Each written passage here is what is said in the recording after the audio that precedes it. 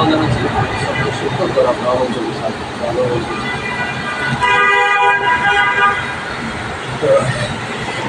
বিশ্লেষণ করা কঠিন। আসলে আপনাদের অনুভূতি একরকম, আমার অনুভূতি আর সেটা তো বয়সের কারণে আপনারা মাঠে অনেক বেশি ছিলেন, আমি অনেক কম ছিলাম। অন্তত এই কত আন্দোলনের কথা বলতেছি, আপনারা যেগুলো নিয়ে বিশ্ব প্রকাশ করছেন আমি একটা নিয়ে বিশ্ব প্রকাশ করতেছি। মানে এগুলো আমার কাছে মনে হয় না যে হবে, তো এই যা হবার কথা তাই হচ্ছে। এর বাইরে যদি সব এটা কখন আশাও করতে 71 আমরা একই জিনিসের মধ্যে দিয়ে গেছি। তখন বয়স কম ছিল, এখন লোক আশা করতাম, এখন এখন আশা করছি। আমরা তো কতগুলো আলোচনায় আসলে ধরেন আমরা ধরে যদি এই দেশ 71 হয়নি, যে স্বাধীন হয়নি, সেগুলো যে নির্বাচন করছে জিতছেন, সেগুলিকে ক্ষমতা দিয়ে দেওয়া হচ্ছে, তাহলে কি হতো? পাকিস্তান যদি সেগুলিকে ক্ষমতা দিয়ে দিত তাহলে সেটা ঠিক হতো, তাহলে কি আমাদের সব সমস্যার সমাধান হয়ে যেত? করতে পারতো কিনা সেগুলি? আসলে দেখা যেত 2 বছর পর সেগুলি যদি আন্দোলন হচ্ছে, আমাদের ক্ষমতা ছাড়তে হচ্ছে, সেটা এবার সম্ভাবনা অনেক বেশি। মানে ইতিহাস তো আমি একটা ধারণা করছি, আমি জানি না। আমরা যখন 71-এর যুদ্ধের ব্যাপারে সেই নেই, আমার বাবা একটা কথা বলছে, মনে আছে? আমার বাবা তো প্রথমে বাবা শেখ মুজিবকে পছন্দ করতো, শেখ মুজিবকে পড়তেছিলাম, সেটা আমার প্রশ্ন আছে। তো শেখ মুজিব নির্বাচিত করে বাবা বলে শেখ মুজিব জিতছে, তাকে ক্ষমতা দেয় না, ঠিক আছে? এগুলো হচ্ছে ওনার, এটা হচ্ছে ওনার ডেমোক্রেটিক মেন্টালিটি। কিন্তু শেখ মুজিবকে উনি কালকে টিউশন পড়ছে, শেখ মুজিব দেখছেন আরেকটা, উনি মনে করছে শেখ মুজিব হচ্ছে সরল জীবন না। আমি তাদের কাছে, হ্যাঁ। তো আমার বাবা ছেলেবেলা থেকে একটা কথা বলতেন আমাদেরকে, যখন মুক্ত মুভমেন্ট হয়, যে তুমি শোনো, ওই তুমি মিছিলে যাও, স্কুলে আমি পড়ো, তারপরে মিছিলে যাও, এটা ওনার কথা। আমরা 71 দেখছিলাম, বাবা বলছেন যখন আমরা, আমার বাবা তো পক্ষে ছিলেন, আমার বাবা কিন্তু আগের দিন পর্যন্ত আগের মধ্যে কিন্তু এই স্লোগান পছন্দ করতো। কারণ আমার বাবা মনে করতো প্রতিষ্ঠানটাকে আগ্রহ কিন্তু আসলে একটা নেগোসিয়েশন করে শেখ মুজিবের, পাকিস্তানের নেগোসিয়েশন করে ফেলা হচ্ছিল, শেখ মুজিবের হাতে ক্ষমতা দেওয়া হয়েছে। উনি স্বাধীনতার এই জিনিসটা বিশ্বাস করতেন, উনি বলতেন তবে তোমাদের কোনো স্বাধীনতার প্রস্তুতি নাই, এটা আমার বাবার কথা বলছে।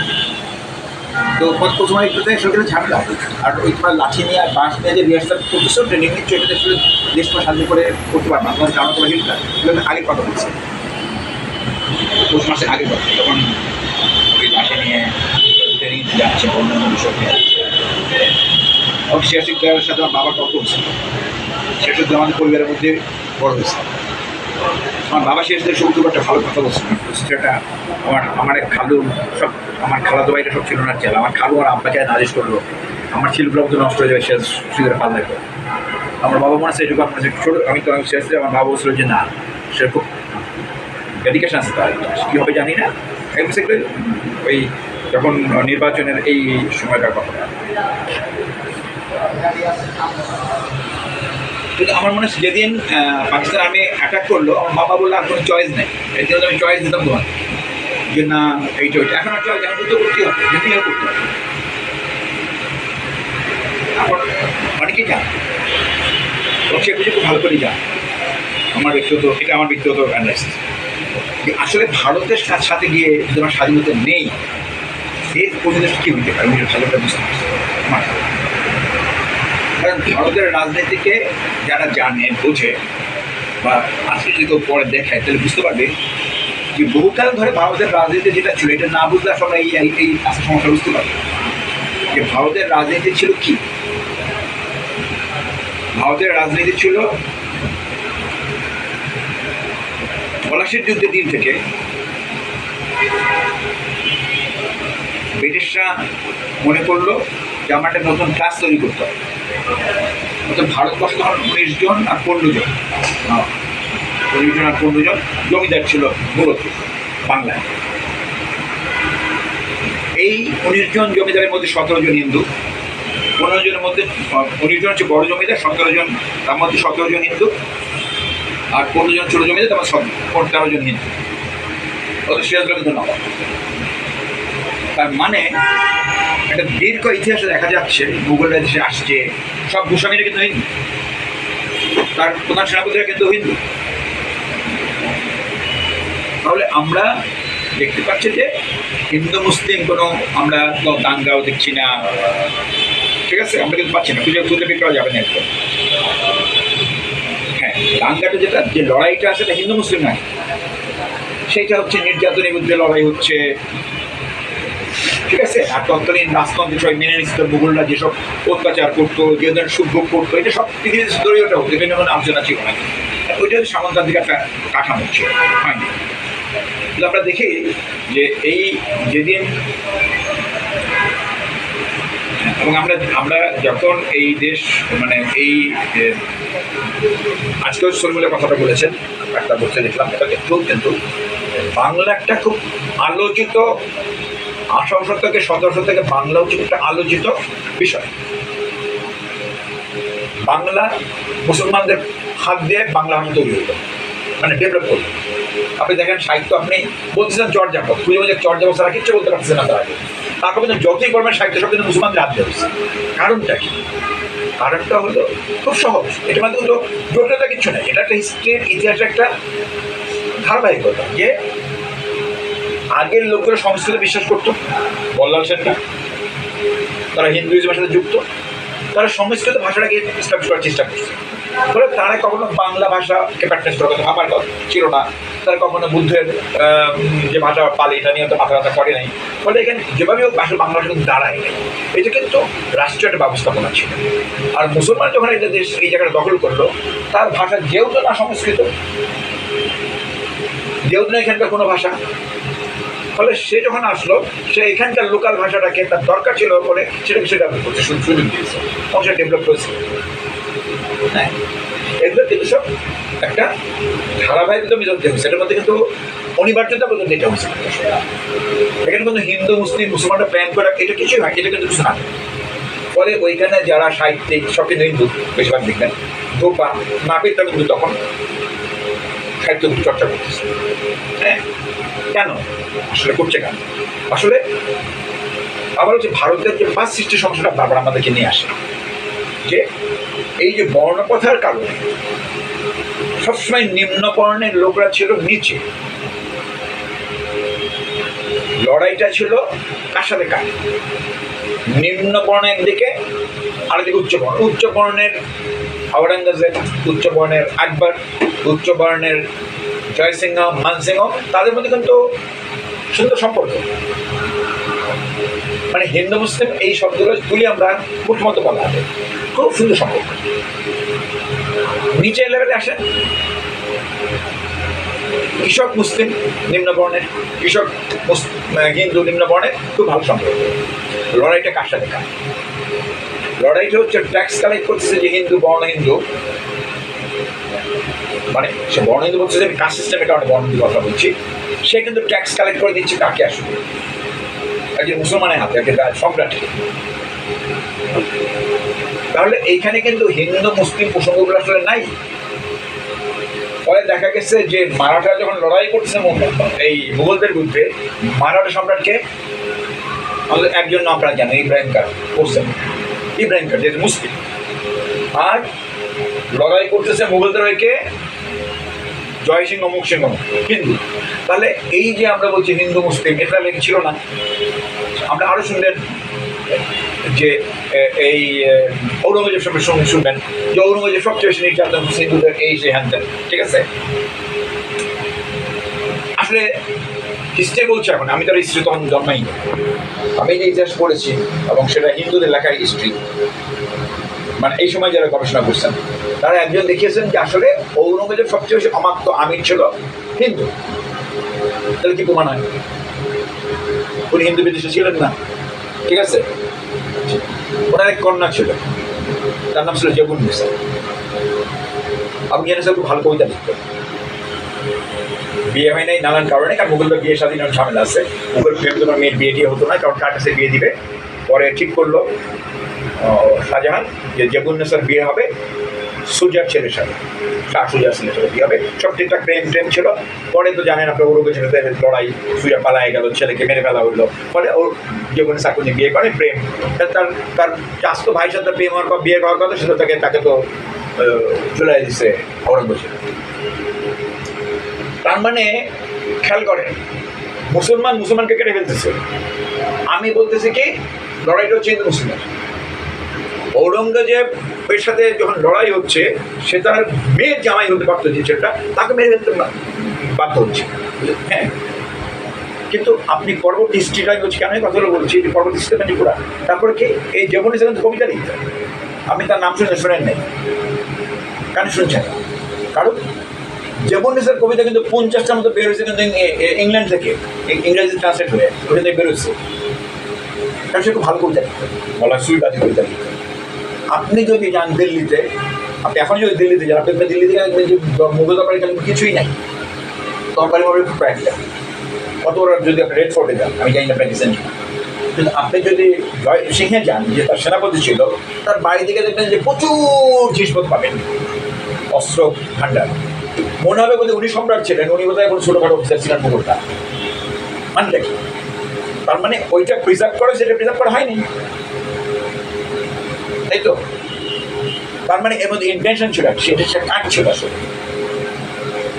এই ইন্টেনশনটা ছিল ব্রিটিশের, এবং সেইটা 200 বছর ধরে এই ঘটনাগুলো ঘটছে। আপনি দেখবেন যখনগুলো বিল্ডিং উঠছে রেড ফোর্টের মধ্যে, মডার্ন বিল্ডিং, ওটা কথা না, কিন্তু প্রিজার্ভ করার কথা, কিন্তু ওই সুন্দরভাবে ওই জায়গাটাকে, কারণ ওরা চাই নাই, ব্রিটিশরা চায়নি। কেন চায়নি? কারণ ব্রিটিশরা যখন এখানে এসছে, আপনি খেয়াল করেন, 8 জনা বিদেশ থেকে এসছে, সেখান থেকে গেছে, রাজপুতরা বিদেশ থেকে এসছে, এখান থেকে গেছে, যারা এই বিদেশ থেকে এখানে এসছে তারা এখান থেকে গেছে। ইংরেজরা কিন্তু সে দেশ থেকে যায়, একমাত্র ইংরেজ কিন্তু দেশে এসছে, আমাদেরকে বলছে নেটিভ, বাকিরা কিন্তু আমাদেরকে কেউ নেটিভ বলে। প্রত্যেকে আমাদের এখানে আসছে, বিয়ে শাদী করছে, থাকছে, সে আর এরা সবাই বলছে আমি ইন্ডিয়া। মুঘলটা কি বলেছে, দেশের নাম কি ছিল? আমি বলি ভারত শব্দটা কিন্তু ব্রিটিশদের আগে, ভারত বলে কোনো দেশ ছিল, ব্রিটিশদের আগে ভারত বলে কোনো শব্দ ছিল। ইন্ডিকা বলে একটা শব্দ ছিল, গ্রিকরা ইউজ করতো, কিন্তু ইন্ডিয়া বলে কোনো দেশ তখনও ছিল। ইন্ডিকা শব্দটা এগুলো চালু হয়েছে ব্রিটিশ নাম, ঠিক আছে? আগে খণ্ডিত হয়েছিল জম্মু, আর্যাবর্ত, এইভাবে বিভিন্ন এলাকার নাম ছিল, দাক্ষিণাত্য, ঠিক আছে? প্রথম ভারতের নামকরণ করে মুঘলরা, এবং সেটা হচ্ছে হিন্দুস্তান। এই নামটা করে মুঘলরা হিন্দুস্তান মানে কি? হিন্দুস্তান মানে এইখানে যারা বসবাস করে সব হিন্দু। এটা মানে এই না যে হিন্দু মানে এই হিন্দু না, কিন্তু আপনি যে হিন্দু ভাবছেন, হিন্দু বলে কোনো ধর্ম নাই, কিন্তু আসলে ধর্মটা হচ্ছে ব্রাহ্মণ্য ধর্ম, ধর্মটা হচ্ছে বৈদিক ধর্ম। হিন্দু হচ্ছে বৌদ্ধ এখানে হিন্দু, মহাবীর এখানে হিন্দু, মানে ব্রাহ্মণ এখানে হিন্দু, মানে হিন্দু মানে দোজ পিপল যারা সিন্ধু নদী ওই পারে বসবাস করে, সব হচ্ছে হিন্দু। মানে সিন্ধু বলতে পারতো না ওরা, ওরা হিন্দু বলতে পারো, শখে হ বলতো, তবে সিন্ধু বলতো হিন্দু। ফলে হিন্দু নদীর ওই পারে জন্য বসবাস করে, সব হচ্ছে হিন্দু। ফলে যখন মুঘলটা এখানে আসলো, তারা দেখলো এটা হিন্দু জনগোষ্ঠী, হবো না কিন্তু, ফলে মুঘলটা বললো এটা হিন্দুস্তান, ঠিক আছে? আমি 2-3 বার গেছিলাম ঔরঙ্গাবাদে ঘুরতে। সেবার হঠাৎ আমি দেখি ঔরঙ্গাবাদ দৌলতাবাদ ফোর্টে, ভাঙা ফোর্টে এক জায়গাতে ধোয়া উঠতেছে।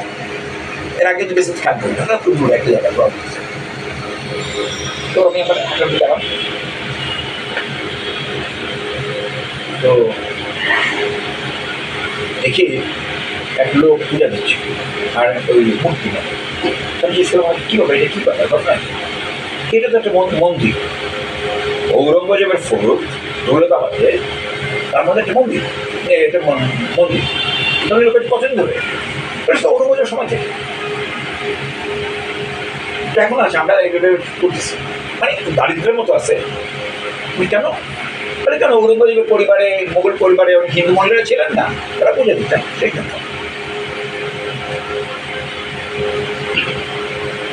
দেখেন, আমি নিজে কিন্তু দেখে আসছি। আমি যখন ইলোরা যাই, ঔরঙ্গাবাদ দিকে দেখলাম একটা বিবেকানন্দ বরাবর একটা আছে, একদম রেপ্লিকা হচ্ছে তাজমহল। তাজমহল যেরকম ওইরকম একটা বানাইছে, তাজমহল বানাইছে পাথর দিয়ে, এইটা হলো চুজ, মানে ঠিক আছে? কে বানাইছে? বিবি কা মাকবারা, বিবি মানে কে? ঔরঙ্গজেবের এক স্ত্রী, মানে ঔরঙ্গজেবের ছেলের মা, যে সম্রাট হুসেন প্রেসিডেন্ট, সে মার জন্য বানিয়েছিল। তো আমি যখন ঔরঙ্গাবাদ থেকে যাচ্ছি কিলোড়া এই একটা গাড়ি নিয়ে, তো আমাকে একজন বলছে আপনি যেতে পথে কিন্তু ঔরঙ্গজেবের খবরটা পাবেন, দেখে যাই। তো আমি যাওয়ার সময় ওই ড্রাইভারকে বললাম, ড্রাইভার আমাকে নামাইলো রাস্তার পাশে সিম্পল কতগুলো কবর, যেখানে ঔরঙ্গজেব শুয়ে আছে, আরও অনেক শুয়ে আছে। ওটারে মাজার মধ্যে পাঁচ কিছু লোক দেখভাল করে। ঔরঙ্গজেব তাই চেয়েছে যে আমাকে এত সাধারণ, আমাকে এগুলো করবা না। মানে ওই লোকটা সবচেয়ে মুঘলদের মধ্যে লার্নেড, মানে সবচেয়ে বেশি ডিভোটেড, তাহলে তুই মেরে দাঁড়ায় দিবে কেমনে? যাকে সাপোর্ট দিচ্ছে শাহজাহান নিজে দাঁড়া, তাকে ছাড়াই দিচ্ছে কেমনে? বিশাল একদল রাজপুতের বিরুদ্ধে, রাজপুতের সে তার দলে নিয়ে আসছে। তাহলে সাহসী ট্যালেন্টেড, আমি ভালো মন্দ নিয়ে আলোচনা করছি না। এবং সেই লোকটা বিরুদ্ধে অভিযোগ কি? সে মন্দির ভাঙছে, ওই করছে, এই করছে, আছে কিন্তু বই। এখন রাজেন্দ্র প্রসাদ বলে একজন লোক ছিলেন ভারতের রাষ্ট্রপতি, উনার একটা লেখা আছে, আর যেসব বিএ পান্ডে তাদের লেখা আছে। তো সেইখানে দেখা যায় যে উনি একটা মসজিদ ভাঙছেন ঔরঙ্গজেব। কারণ কি? তার এক আমার তো ছিল লুটপাট, এই যে আপনাদের লুটপাটের কথা বলেন, তখনও ছিল লুটপাট করে টরে ওই টাকা রাখতো মসজিদের নিচে, ওই মসজিদ বানাইছে। বা সেটা তো কেউ জানবে না। তো একজন খবর দিয়েছে ঔরঙ্গজেবকে, তো সত্যি করে অন্য বিশ্বাস করছি, হ্যাঁ ভালো মানুষ ভাঙো তো মন্দির বা মসজিদ ভাঙো, ভেঙে দিয়ে আসে। তো মানে ঔরঙ্গজেব প্রয়োজনে মসজিদ ভাঙছে। এবং কালহান মানে সেই যখন মুসলমানরা দেশে আসে, মুসলমানরা নাই যখন পৃথিবীতে, তখন কালহান রাজা কাশ্মীরে সে অনেক মন্দির ভাঙছে। কারণ কি? কারণ এই যত ষড়যন্ত্র রাজাদের বিরুদ্ধে সব করতে তারা মন্দিরে গিয়ে, কারণ কি জানে যে মন্দিরে গিয়ে তো অ্যাটাক করবে। তো ওই রাজাদের কাছে তো বড় কথা না, কিসের মন্দির, আমার তো বাঁচতে হবে, ষড়যন্ত্র করো, মন্দির ভেঙে ফেলছে, এই ষড়যন্ত্র বন্ধ করে দাও। এবং ভারতে যদি আগে আপনি যান তাহলে দেখবেন আগেকার একটা জিনিস ছিল, ভারতে অনেক দেবতা আপনারা যান, বহু দেবতা, তাই এই রাজার এক দেবতা পছন্দ, ওই রাজার আরেক দেবতা পছন্দ। এখন আমি যুদ্ধ করলাম, যুদ্ধ করে রাজাকে হারাইলাম, হারবার প্রথম আমার মনে হবে ওই রাজার দেবতা আমার দখল করে নিয়ে আসতাম। হিন্দুদের কথা বলছে, মুসলমান তখন আসে নাই ভারতে, সে আইনা দখল করে নিয়ে আসতো। আইনা কিন্তু ওই তার মূর্তি তার এখানে বসাইতো, মানে আমি জিতে গেছি, ওর করতে বোধ নিয়ে আসতো। এই যেটা কালচার ছিল ভারতীয়, তো এগুলো তো হচ্ছে রাজাদের কাছে সামন্ত কালচার। এর মধ্যে কিন্তু আমরা এই হিন্দু মুসলিম এই আমরা কিন্তু ট্রেন খেয়াল করে। তো আমি একটা গল্প এখানে বলি শুধু ঔরঙ্গজেব সম্পর্কে। ঔরঙ্গজেব সম্পর্কে কথা আছে, বিশ্বদ মন্দির বাংলা, বিশ্বদ মন্দিরে ঢুকতে গেছিলাম, খুব ভয়াবহ সেই মন্দিরে ঢোকা, ভেঙে ফেলে আবার বসে, মানে এতবার আপনাকে চেক করবে, এরকম ছোট ন্যারো, হ্যাঁ। আর আমি just দেখবো, আর যারা পূজা দিতে যাচ্ছে ধরেন জিজ্ঞেস করতে, তাদেরকে আলাদা, আমরা তো ইমোশন, আমি just মন্দিরটা দেখবো, বহু দাদার মন্দিরে আসছে দেখি কাঠি দিতে, তো যেতে আমার বন্ধু ছেলে যেতে আমি এত চেক করছে পুলিশ, তারপর এখানে সেন্সিটিভ কোথায়, তো আমি দেখে দেখে বেরোয় আসলাম। ওই মন্দিরটা কিন্তু ঔরঙ্গজেব ভেঙে ফেলছে, এটা কিন্তু দেখবেন বইতে কিন্তু আসছে, এই মন্দির ভাঙার গল্পটা আছে, বাকিটা কিন্তু নেই। আসলে ঘটনাটা কি? ঘটনা হচ্ছে ঔরঙ্গজেব তার মহারাজা, মানে রাজা মহারাজা বলছিলাম সব হিন্দু, তাদের নিয়ে উনি দিল্লি থেকে বাংলার দিকে বিহারের দিকে আসতেন। ন্যাচারালি তখন আসতো তো নৌকা পথে বানারসে, মানে এই মন্দির তো বেনারস, বানারস মানে বানারস আর কাশিটা কি কথা, হ্যাঁ। তো সেখানে তো যখন এখান থেকে আসতেছে, আস্তে আস্তে সম্রাটের এক আলাদা নৌকা, অন্যদের আলাদা নৌকা, কিন্তু যোগাযোগটা একটা আছে ওই সময় সিস্টেমে। তো একটা করে ওই যে এক মহারাজার বউ বললো, মহিলার একটু ধর্মপ্রবণ হয়, এক মহারাজার বউ বললো, এই আমরা যেখান থেকে যাচ্ছি একটু বিষ্ণু মন্দিরে পূজা দিয়ে গেলে হয়তো না, যদি একটু মহারাজাকে বলো, এই সম্রাটকে একটু বলো না, ঘন্টা দিয়ে একটু যদি দেয় গেলে আমরা একটু পূজা করতে পারি। তো ওরা দেখেন যে মহারাজা এবং রাজারা যদি ঔরঙ্গজেবের ভালো ধারণা না থাকতো, যদি মন্দিরের ওটা ধর্ম মানে না করতো, তাহলে থেকে বলতো না, যে তারা বললো সম্রাট একটু আর্জি করতেছে, এভাবে বলে আমাদের স্ত্রীতে পূজা দিতে চায়, যদি একটু এখানে 2 ঘন্টা বিরতি তো প্রায়ই সব না জানি, যেখানে 2 ঘন্টা বিরতি দেন তাহলে আমরা এখানে তো সম্রাট বললেন আপনাদের স্ত্রীরা পূজা দেবে, এটার জন্য 2 ঘন্টা কেন, আমি 2 দিন করেছি। পুজো দেওয়া হলো, সব মহারাজাদের রানীরা গোসল করে স্নান, উনি তো মানে ঔরঙ্গজেব তো জানে পূজা করতে গেলে কত রকম কিছু করতে হয়, উনি জেনেই তো বলছে যে সময় দিল গোসল স্নান করে তার গেল মন্দিরে, গিয়েটাও ফিরে আসে সেই দিনের মতো। এসার পর দেখবেন এক রানী আর ফিরে, সব রানী আসছে, একটা কচ্ছর যে রাজা তার রানী আসেনি, কচ্ছর তো জানেন ওই গান্ধীর এলাকায়, হ্যাঁ সেখানে কিন্তু সে রানী আসে। খোঁজ খোঁজ খোঁজ খোঁজ খোঁজ খোঁজ টানতে টানতে অনেকক্ষণ পর রানীকে পাওয়া গেল মহন্তের পক্ষে, আমাদের রানী একটু চট করে কাঁদতেছে, because she was raped there. রানী রেপ হয়েছে মহন্ত দিতাম, মানে ওইখানকার পান্ডা বলেন পুরোহিত বলেন তাদের দ্বারা। ন্যাচারালি এটা তো ভয়াবহ ঘটনা। তখন মহারাজা এসে ঔরঙ্গজেবের কাছে বললো, হুজুর আপনি একটা বিচার করেন, এত বড় দৃষ্টতা। দেখেন ঔরঙ্গজেব একটা লোক, সে তখন কি বলছে শোনেন, বলছে বিগ্রহ, বিগ্রহ মানে বুঝেন তো মূর্তি, দেবতা, তার তো কোনো দোষ নেই, পাথরের বিগ্রহতে কোনো দোষ নেই, সে তো কাজটা করে। আমরা কাজ করা যে বিগ্রহটাকে বাইরে নিয়ে এনে মন্দিরে ঘুরায়, হয়তো মন্দিরে ঘুরাই দেওয়া হতো কেন, মহারাজাদের নালিশের কারণে, হ্যাঁ, এবং তাদের বিচার তো হইতে হবে না, বিচার কি এখানে যদি কিছু বদমাস লোক আজবাই লোক থাকে ভেঙে দাও, ধর্মের নামে যেগুলো করছে ভেঙে দাও দিল, এই ইতিহাসে চারটি ভেঙে দিচ্ছে। কিন্তু উনি যে প্রচুর মন্দিরকে, আগে তো মন্দিরের আগে তো ইলেকট্রিসিটি ছিল না, মন্দিরে এই বাতি জ্বলতে কি দিয়ে, তেল, বড় বড় মন্দিরে ঘি দিয়ে, যারা বিলাসিতা করে দেখবেন আপনি প্রচুর ডকুমেন্ট যে কত কোন মন্দিরে কত ঘি দিচ্ছেন ঔরঙ্গজেব, কত রকম টাকা দিচ্ছেন, সাহায্য দিচ্ছেন। আবার কি করছেন, ওখানে মন্দির বানাবে না, ওখানে এটি বানাবে না কেন, ঔরঙ্গজেব এত শার্প লোক, সে ব্যবসা ফাইতে বসতেছে মন্দিরের নামে, সবাই একটা মন্দির বানায় যে ব্যবসা শুরু করছে একটা, হ্যাঁ সব তো মন্দির বানায় ভালো, তারপর সব ব্যবসা শুরু হয়ে যাবে। ভাবছে না হয়তো মন্দির কেন, মন্দির তো আছে, মানে বাংলাদেশ না এখানে একটা মসজিদে, এখানে মসজিদ জায়গা দরকার জন্য তোর মন্দির, ফলে এই জন্য মসজিদের জন্য এত মন্দির বানাবার দরকার নেই। কিন্তু কোনো মন্দির ভাঙতে গেছে, এগুলো সত্য না, কিন্তু এইরকম ঘটনা আমি বললাম দরকার গেছে। তো এই যে ঘটনাটা আপনি যদি এখনো যান ভারত, কথা বলার সঙ্গে আর দেখবেন, শিক্ষিত যদি দেখবেন, আপনি ফেসবুকে দেখবেন, সবসময় মুসলমানদেরকে অ্যাটাক করা। আমি কিন্তু ধর্মটা মানি না, আমি কথাটা বলছি, মুসলমানদেরকে অ্যাটাক করা। আপনি যদি বলেন একটা ওই আপনি ছবি দেন এখানে ফেসবুকে একটা পুরানো মন্দিরের, আমি তো প্রচুর মন্দিরে গিয়ে ভারতে দেখছি, দক্ষিণের মন্দিরে দেখেছি, দেন তারপরে বাহ বাহ বাহ ভারতের ঐতিহ্য, আপনি এটা মসজিদে নিয়ে বলবেন এগুলো ধার্মিক। আমি বুঝতে পারছি আমাদের দৃষ্টিভঙ্গিটা বুঝছি, আমরা সে এই দৃষ্টিভঙ্গিটা যখন আমরা বুঝতে না পারবো, আপনি যত আলাপ করতে চাচ্ছেন এখানে আলাপটাগুলো আসলে টিকবে না, এই প্রবলেম সলভ কিন্তু হবে না। আসলে আসলে দৃষ্টিভঙ্গি সমস্যা হয়েছে, এটা খালি হাসিনা নেই, আমাদের সবাই একই দৃষ্টিভঙ্গি আমাদের বড় হচ্ছে, এটা বুঝতে হবে। আমরা একটা মুখস্থ বিজ্ঞানী আমরা সবচেয়ে বড় হচ্ছি, এর মধ্যে আমরা সবাই আগাচ্ছি, তো বুঝতে পারছি। তো যার জন্য আমেরিকার ফ্ল্যাগ দেওয়া, আমেরিকা পূজাও বানায়, আপনি আপনার ফ্ল্যাগ নিয়ে পূজা দেন, ফ্ল্যাগ দিয়ে কি হয় আসলে মানুষ খাইতে না পারলে, ফলে আমেরিকা বুঝে পারছে যে আমার স্বাধীনতা আছে, আপনার স্বাধীনতা বলে আপনার জন্য অনেক বেশি দুর্বলতা প্রকাশ করে। আমি যেটা বলছি, ব্রিটিশরা কি করেছে যখন এই দেশ দখল করে, তারা বুঝলো তখন এই দেশ থাকবো না, বিরোধ করতে আসছে, এবং এটা আপনার অনেকেই সেটা জানেন। সে প্রথম যে কাজটা করলো, সে বললো আমার হিন্দু এবং মুসলমানের মধ্যে বিরোধ না গেতে হবে।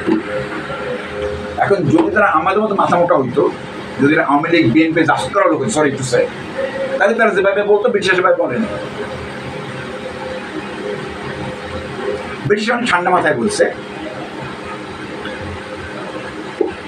ভারতের দেশে করে লেখেনি, জানেন তো আপনার, ভারতের লেখা বলে কোনো জিনিস ছিল না, জানেন তো, লিপি বলে কিছু ছিল না কিন্তু ভারতবর্ষে, লেখালেখি শুরু করেছিলেন দেশের মুসলমানরা, আর আগে সব ছিল মুখস্থ মাথার মধ্যে, ওই বেদ বলেন মরা সব মাথার মধ্যে, তারা লিখিত রূপ দিত না। লেখাটা কেমন করতো, ব্রাহ্মণরা নিচু স্তরের কাজ লিখত, কারা শূদ্ররা, যাতে করে কায়স্থ, শুনছে কাস্ত পারত না, মানে কেরানি, মানে রাজ দরবার কাছে কেরানি থাকতো, তারা রাজার আদেশ নির্দেশ সব লিখত, এরা কিন্তু আলাদা গ্রুপ। কিন্তু ব্রাহ্মণের কাছে পড়াশোনা করতে যেত, সে কিন্তু লেখা লিখতো না কিছু, সে কিন্তু ব্রাহ্মণের কাছে যেত, সে কিন্তু অলঙ্কার শাস্ত্র, সে বেদ মুখস্থ করতো, বা বুঝাতে পারছেন কথাটা। ইতিহাসটা শুরু করতে প্রথম মুসলমানরা, কারণ তাদের লেখার ব্যাপার ছিল, তো তারা লিখছে কিন্তু তাদের কিছু, তাদের হিস্ট্রি, তারা ওই আগের হিস্ট্রি আমি জানতেও না, লিখেও নাই, কারণ তাদের কাছে ডকুমেন্টস নাই। যেটা লিখছে হচ্ছে আল বেরুনি, সে অনেক প্রশ্ন করে একটা দেখবেন যে হিন্দু ধর্মের অনেক কিছু নেই, আসলে খুবই নাম করা তার লেখাটা। তো ব্রিটিশরা এই ব্ল্যাঙ্কটা পেয়ে তারা কী করলো, এসে বললো ভারতবর্ষের তো একটা ইতিহাস লিখতে হয়। কী সেটা? আমরা কি বলি সাধারণত প্রাচীন যুগ, মধ্যযুগ, আধুনিক যুগ, তারা বলবো না, তারা বলে হিন্দু যুগ, মুসলিম যুগ, খেয়াল করেন, এবং আধুনিক যুগ, বলেন, বা খ্রিস্টান বলার কথা, আধুনিক বিশ্ববিদ্যালয় বলার কথা, খ্রিস্টান বলার কথা, তাই না? খেয়াল করেন, মানে এটা কি? যে সময়টা হিন্দু ছিল না, খেয়াল করেন, সেই সময়টা হিন্দু হিন্দু হিন্দু না হয়তো সে সময়টা হিন্দু, ওরা তো তখন ব্রাহ্মণ আমরা বলছি, হিন্দু তো আমরা বলছি হিন্দু, তো খেয়াল করছেন যে ওরা বলে হিন্দু যুগ, মানে ওরা ব্রাহ্মণ ধর্ম হিন্দু বানাই দিল হিন্দু যুগ। তার মানে একটা যুগ হিন্দু ছিল, আটটা যুগ মুসলমান ছিল। আচ্ছা ঠিক আছে, আপনার জীবনে খুব ইজি নয়, তাই তো মুসলমান আসছে 1300 থেকে, আচ্ছা তার ত্রয়োদশ শতক থেকে মুসলিম যে চারটা হিন্দু, ঠিক আছে, কিন্তু ওইখানে শেষ করে নেই, খেয়াল করে।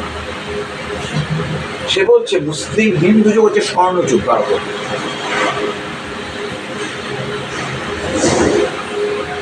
হিন্দু যুগ হচ্ছে ভারতের স্বর্ণযুগ, মুসলিম যুগ হচ্ছে অত্যাচারের যুগ। হিন্দুদের উপর অত্যাচারের যুগটা হচ্ছে মুসলিম, খেয়াল করেন, মুসলিমরা হিন্দুদের অত্যাচার করছে, তার সব কিছু ধ্বংস করে দিচ্ছে, তার মন্দির সব নাই করে দিচ্ছে। এগুলো তার ইতিহাসের সাংবাদ। এখন আপনারা অনেক শব্দ পছন্দ করেন, বিজ্ঞান, জয় বাংলা, তারপরে কি সাম্প্রদায়িকতা, মুক্তিযুদ্ধের চেতনা, এই শব্দগুলো ভয়াবহ, খারাপ। এই শব্দগুলোকে মানুষের দ্রুত বোকা বানানো যায়। এক স্বর্ণযুগ কথাটা বলে ফেললো ওরা, যখন এরা দিনে তো ধর্ম মাথাগত খামাতে কম, এই অনেকদিন পার হয়ে গেছে, মুসলমান যুগ আসছে, তারা তাদের আচার অনুষ্ঠান সবই করে, কিন্তু যখন প্রথম এখানে আপনার বেদ আসে, তখন ওদের দেবতার নাম হলো ইন্দ্র বরুণ। এখন ইন্দ্র বরুণ বলে দেবতার নাম আছে। তখন এই যে দুর্গাপূজার নাম শুনেন আপনি, দুর্গাপূজা কবে শুরু হয়েছে ভারতবর্ষে? ব্রিটিশ যুগে, ঠিক আছে, আগে ছিল না কোনোভাবে, ব্রিটিশ যুগে এটা এখন এই সবচেয়ে বড় বাজি কলকাতার বা পশ্চিমবঙ্গে দুর্গাপূজা, ঠিক আছে। তার মানে একটা শাসনের সাথে পূজা চলে আসছে। কে কি আসছে দেখেন, বাংলার পূজা, সাদা একটা মহিলা, সে হচ্ছেন এটার দেবী, আর ক্রিমিনালটাকে, খলনায়কটাকে একটা ব্ল্যাক। আপনাদের ওইটা আপনারা কিন্তু খলনায়ক বানাই ছেড়ে দিছে। তার মানে কি হলো, বর্ণ হিন্দু আর্যরা হোয়াইট, ইংরেজরাও হোয়াইট, ব্ল্যাককে। রামায়ণে কি আছে? কালো রাবণ খারাপ, ভালো কে? রামায়ণ। কে? কোন রামায়ণ? যেই রামায়ণ দখল করতে গেছে রাবণের দেশ, তারই নিয়ে কিন্তু সমর্থন নেই। পুরো রামায়ণে কি আছে? আজকে পর্যন্ত রামায়ণে কি আছে? রবীন্দ্রনাথ বলেন, গান্ধী বলেন, কি রাম রাজ্য প্রতিষ্ঠা করবো, মানে রাম এত ভালো মানুষ যে আমরা রাম রাজ্য প্রতিষ্ঠা করবো, তাই বলছে না? তার মানে বীর আপনাকে কীভাবে গিলাচ্ছে, হালকা রাম রাজ্য প্রতিষ্ঠা করবো। এইগুলো আসছে কিন্তু এই স্বর্ণযুগের সময় থেকে। এই স্বর্ণযুগ বলার পরে কিন্তু এগুলো শুরু হয়েছে কিন্তু বলা, তার কিন্তু মাঝে এগুলো ছিল না, হ্যাঁ, মানুষের মধ্যে। কারণ মুসলিম যুগে মানুষ মাদ্রাসায় পড়তো, হিন্দুরা, মানে হিন্দু বলতে বলছি যাতে আমরা হিন্দু বলি আজকে। কারণ কেন মাদ্রাসায় পড়তো?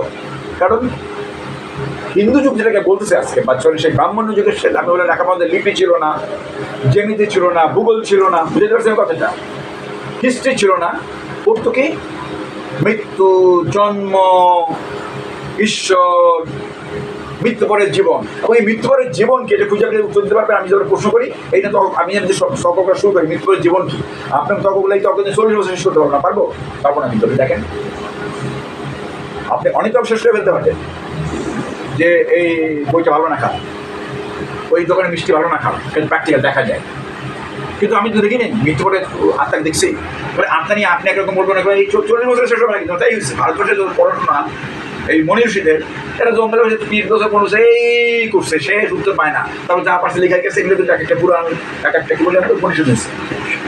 আমি দোষও করছি না, একটা জ্ঞানের চর্চা হচ্ছে, কিন্তু তখন লোকের মনে হচ্ছে। কিন্তু মুসলমান যখন আসছে এই জায়গায় তারা প্র্যাকটিক্যাল জ্ঞান নিয়ে আসছে, কি জ্যামিতি, ভূগোল, নানান জিনিস, এবং কি বুঝছে উচ্চ স্তরের তারা যে আসলে আমি রাজার সাথে চাকরি করতে হলে রাজার দরবারে আমার এইটাই করতে হবে। আমি এখন আর ওই পুরোহিত হলে আমার লাভ নেই। আমি যদি বেদ পড়ি বা মন্ত্র পড়ি, পুরোহিত হবো, একটু বেশি কিছু হবো না। আমি রাজকার্য চালাইছি এখানে। আগের যুগে আমি পুরোহিত হলে পরে রাজা আমাকে সম্মান দিত, এখন তো দিবেন। আমাকে মুসলমানরা কী কারণে সম্মান দিবে? পুরোহিত হওয়ার জন্য। তাহলে আমাকে তার কাজে লাগতে হবে, তার ট্যাক্স কালেকশন করতে হবে, তার যুদ্ধ করতে হবে, ফলে তার প্র্যাকটিক্যাল হয়ে গেল। এগুলো সব কিন্তু অনিবার্য, কোনো কিছু খারাপ কিছু নেই, কিন্তু এভাবে হচ্ছে। কিন্তু তার ব্রিটিশরা এটা কী বলে পুরোহিতের মধ্যে ঢুকাই দিল, স্বর্ণযুগ বইলা একটা ঝামেলা পাঠাই দিল, এবং তারপর তার মনে করতে শুরু করলো এই যে ঢুকছে আমাদের, তাহলে কি আমাদের অত্যাচার হয়েছে? এখন তারা গায়ের জোরে পারুক আর না পারুক, মানে যতটা আজগবি গল্পটা তারা স্বর্ণযুগ বানাতে শুরু করলো, যা পায় সবই স্বর্ণযুগ বইলা চালাতে শুরু করলো, বুঝতে পারছি? এখন কবে কে লিখছে এক উপাখ্যান, ওই পদ্মী আলাউদ্দিন, এইটা হিস্ট্রি না, কিন্তু ওরা কিন্তু এটার বানায় ভালো মুসলমানরা দখল করে বিয়ে করতে ছিল। আরে বাবুরে, তোদের দরবারে তো, হিন্দুদের দরবারে তো 17 মহিলা ছিল হারেমে, তাই না? আমি খারাপ বলছি না, মানে ওই যুগের এটা তো ছিল, অসহ্য স্পর্শ ছিল কারা? নারীরা। ওটাকে বলে আমাদের পর্দা তো পরে আসছে, অসহ্য স্পর্শ মানে নারীদের অবস্থা আরও খারাপ মুসলমানদের চেয়ে, কিন্তু অ্যাকর্ডিং টু মনু। কিন্তু নাই, ওরা মনে করতেছে না আমাদের অশোক, আর তো অশোক তো বোধ ভাইকে হত্যা করে আসছে, ইয়ে তো 3 ভাইরে মারছে, অরুণকে অশোক তো অনেক ভাইকে মাইরে আসছে না ক্ষমতায়, ওইটাকে তো বলছিলাম। এই যখন সে, আমি কথা বলতেছি, যখন সে একটা স্বর্ণযুগ, যখন সে একটা প্রোপাগান্ডার মধ্যে চলে গেল, যখন সে একটা পক্ষে চলে গেল, আটের বিপক্ষ শক্তি বানাইলো, তখন তার সমস্ত উদ্দেশ্য হলো তার পক্ষটাকে সম্পর্কে যত রকম প্রচার, মিথ্যা প্রচার সত্য চালানো যায়, আরেক পক্ষকে তারা ডুম করলো। কখন? যখন যখন ব্রিটিশ শাসক, যখন মুসলমানরা ডিক্লাইন করছে, মুসলমানরা শেষ, বুঝতে পারছেন? যখন মুসলমানরা নিজেরা যুদ্ধ করতে করতে সম্রাটরা ক্ষমতা নেয়, 1700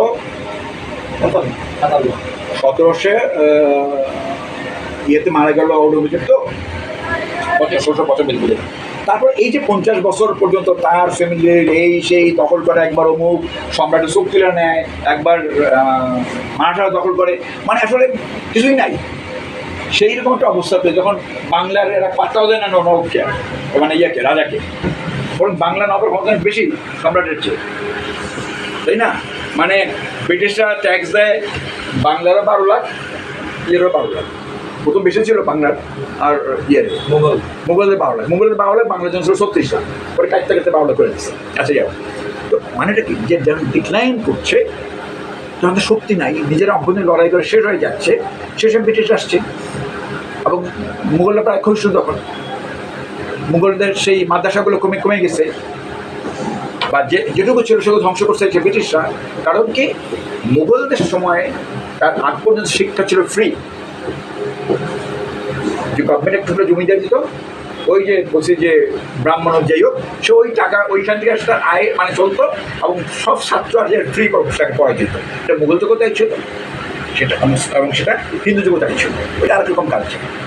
ব্রিটিশরা কী করলো, এগুলো বন্ধ করার জন্য মুঘলদের প্রতিষ্ঠানগুলো, মুসলমান প্রতিষ্ঠানগুলোকে এই লাখেরা সম্পত্তি, মানে যে সম্পত্তি দেওয়া হতো তাদেরকে সব করে দিল, আস্তে আস্তে কমাই ফেলতো, ফলে এইসব প্রতিষ্ঠান বন্ধ হয়ে গেল। এবং রামমোহন পড়াশোনা করছেন কোথায়? বাংলা প্রথম আলোচিত, ভারতের প্রথম আলোচিত মানুষটাকে রামমোহন আবার বুঝতে পারি, যদি খুশ করছেন এইটাই মনে হবে আমাদের সব। রামমোহন প্রথম লেখাটা কোন ভাষায়? রামমোহন প্রথম লেখাটা আরবি এবং ফার্সি ভাষায়। রামমোহন পড়াশোনা করছে মাদ্রাসা, রামমোহন শুধু না, এই যে বললাম, তখন পর্যন্ত ব্রিটিশরা ক্ষমতায় আসছে কবে? 1757 সালে। ব্রিটিশরা এই শিক্ষা ব্যবস্থা পাল্টাইছে কবে? 1835। কত বছর? এর আগে ওরা টাকা খরচই করতে চায়নি যে শিক্ষা ব্যবস্থা আদালতে রাখা যাবে, দিব না। 13 সাল পর্যন্ত 1 টাকাও দেয়নি। শিক্ষা এখানে কারা চালু করছে মিশনের বিষয়, খ্রিস্টান ধর্ম দেওয়ার জন্য গরিবকে এই বিষয়কে মাদ্রাসাগুলো তখন ঠিকই আছে টিম করে। 13 সালে কি করলো ইংরেজরা বললো এই মিশনের এখানে ঢুকতে পারবে না। কারণ আরে মিশনে ঢুকে তো ঝামেলা পাকাবে, ধর্ম প্রচার করলে এখানটা কেঁপে যাবে, তাহলে আমাদের তো রাজত্বই থাকবে না, বুঝতে পারছি। শাসকরা বললো এখানকার যে মিশনে ঢুকতে পারবে না, এরা খালি খ্রিস্টানদের কথা বলতে পারবে না, বললে এখানকার লোক খেপে যাবে, এখানকার লোক এত ধর্ম প্রবণ খেপে গিয়ে আমাদের টুকটাক করে দেবে, ধর্ম তো বলবে। কিন্তু ব্রিটিশ পার্লামেন্টে কিছু লোকজন প্রশ্ন তুলল, কেন মিশনে ঢুকতে পারবে না, কি কারণে? তারা বই লিখল ভারত হচ্ছে একটা অসভ্যের দোষ, ওদেরকে সভ্য করা আমাদের কাজ। দখল করার পরে কী করতে হবে, খ্রিস্টান ধর্ম শেখাতে হবে, খ্রিস্টান ধর্ম ওদেরকে কনভার্টেড করতে হবে। ফলে পার্লামেন্টের ঝগড়াঝাটির পরে 1 লক্ষ টাকা বাজেট করলো শিক্ষার জন্য। 13 সালে বাজেট করে কী শিক্ষা দিবে, ইউরোপের না এখানকার এই বিতর্ক চলতে টাকা পয়সা করে আসছে। 13 সালে পরে আবার 10 বছর নবায়ন করতে গেল যখন ইস্টার্ন কোম্পানি, আবার উঠলো একই কথা, কই তোমরা শিক্ষার জন্য কী করছো? 23 সালে আবার 1 লাখ টাকা দিচ্ছে, কোনো কাজ হচ্ছে না। বাংলাদেশ তখন তো ভারত হয়ে গেছে, আলটিমেটলি ভারত ভারতের জন্য বলা যেত। তারপর 33 সালে আবার আসলো আলোচনা, একটা কমিটি আছে ওই আপনাদের এই গভর্নমেন্টের মধ্যে ধরেন অনেকটা, তার হাতে কোনো ক্ষমতা নাই, সে বুঝে না, তারা খালি বিতর্ক করে 10 জন 5 জন কয়ে ভারতের শিক্ষা দিতে হবে, ভারতকে ইউরোপের শিক্ষা দিতে হবে। তখন একটা লোককে পাঠানো হলো আইন বা ভারতবর্ষের আইন কমিশনের মেম্বার করে। কারণ 35 সাল পর্যন্ত দেশের আইন কানুন ভাষা সব ছিল ফার্সি, 57 সাল থেকে এই পর্যন্ত ফার্সি। ওরা একটা স্কুল করছিল ফোর্ট উইলিয়াম, এটা কারণ ওটা ছিল এইখানকার ট্রেনিং দেওয়া, ওটা মাদ্রাসা করছিল। সে মাদ্রাসার কারণ ছিল এইখানে যারা আসছে তারা যদি ট্রেনিং নেবে চালাবার জন্য, বুঝতে পারছি আমি। মানে ওরা এটা বুঝেছে যে চাইলেই একদিনে, আপনারা তো কালকে একদিনে 1 বছর পাল্টে ফেলাইতেছে হাসিনা, বুঝলি ব্রিটিশের ক্ষমতা এসে 70 বছরেও হাত দিতে চাই চেষ্টা করেনি, কারণ এটা সে করে এমনভাবে থাকে তৈরি। তো ওরা একটু করে করার চেষ্টা করছে। প্রথম কী করছে, প্রথম ওরা কিছু লোককে যারা এই ইয়েকে ইংরেজকে সমর্থন দিয়েছে এই যুদ্ধে, তাদের 9টাকে না 8টাকে না 7টাকে বানাই দিচ্ছে প্রথম রাজা, টাইটেল দিয়ে জমিদার কলকাতা শহরে। এরাই এই দুর্গাপূজা শুরু করে। কি করে, যেই বাবুরা, যেই গণহিন্দুরা নিম্নমানী হিন্দুরা ছোঁয়া দিলে জাত চলে যায়, মুসলমান ছিল জাত চলে যায়, হ্যাঁ আলমগীর